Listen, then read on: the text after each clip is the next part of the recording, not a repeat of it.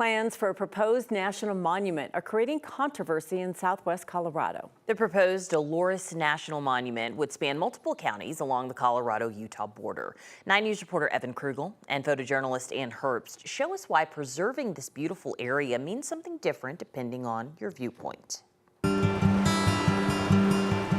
river changes landscapes in so many ways, carving canyons and sustaining life. In places like Nucla, Colorado, where Amy Tooker This is the Helkies. They live up on 3rd Street. knows practically everyone. I love that. Amy runs the town's bed and breakfast. That was bugging me. And a few other shops too. He's one of my regulars at the liquor store. Perhaps the only person who knows this area better than Amy Oh, that's Joseph Hittinger. is her aunt, Jane Thompson. I'd like to say she's a little chip off of her aunt's old block, you know. She runs the local historical society, This is our nice jar of carnotite ore. where the ticks from Jane's Geiger counter bring back memories of her childhood growing up in the mining town of Uravan. You think we know everybody here. We really knew everybody in Uravan. Jane has seen the booms and the busts. What I remember it looking like. Her hometown wiped off the map after the uranium mine was shut down. Change hasn't always been easy in the small towns along the Dolores River. But this community loves this area, and we love it for a reason. And it's something that we are really willing to dig our heels in and fight for. Amy and Jane are pushing back against plans to turn much of this area into a national monument. One so large it could fit every other monument in Colorado inside of it. It's 400,000 acres, and it completely covers the entire Uravan mineral belt. And that is not by accident. Amy fears it would prevent future mining in the region and draw huge crowds to her small town, I don't have a green thumb. where her gardening skills, My mom did all this. bed and breakfast, and town she loves could be overwhelmed.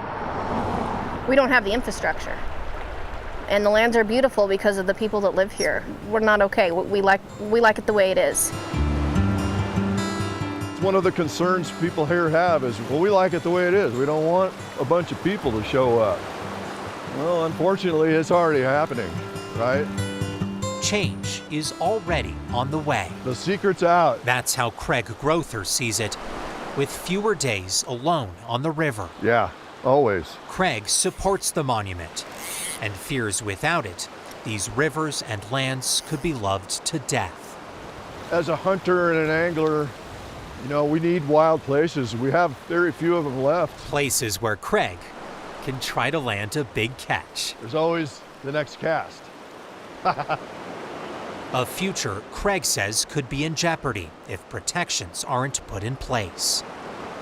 I think the answer is to think about what we want it to look like and how to manage it. National monuments are designated by the president, and while many are small, this one would span multiple counties, protecting rivers and valleys rich in wildlife. You run out of superlatives to describe it. Scott Braden works for one of the nonprofits pushing for the monument. It is the largest area of high biodiversity value on unprotected lands in Colorado. A recent poll from Colorado College shows 92% of people in the western United States support more protection of these lands. I think it's naive to think that the status quo will protect this place forever. Senators Michael Bennet and John Hickenlooper recently set forth recommendations they hope President Biden will follow if he decides to declare the area a monument. They argue existing mining rights should be protected and grazing should be allowed to continue for local ranchers. And the principles delineated in their statement, I think, are reassuring that all sides of this conversation are being heard.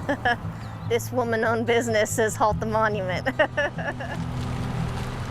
Rivers manage change easier than people. And while perspectives might be different, both sides share one belief. There's something special here that needs to be protected. We do agree on something. Yeah, imagine that.